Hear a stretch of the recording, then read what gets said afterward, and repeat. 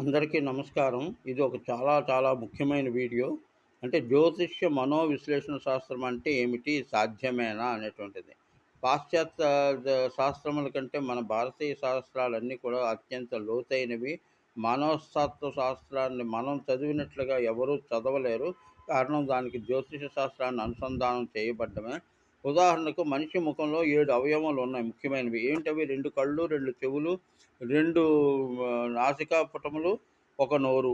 తర్వాత వీటిని సప్త కుహరములు అని కూడా అంటారు. ఈ సప్త కుహరములు ప్రతిదానికి కూడా సూర్యచంద్రులే ఆధారం.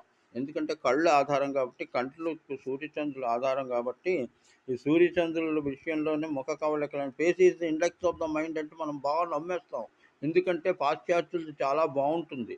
వాళ్ళ నోరు మంచిది, వాళ్ళ ఊరు మంచిది, వాళ్ళ దేశం మంచిది. మన దేశం మాత్రం గొడ్డుపోయిందా? సిగ్గులేని మన జీవితాలకి ఎప్పుడు వస్తదో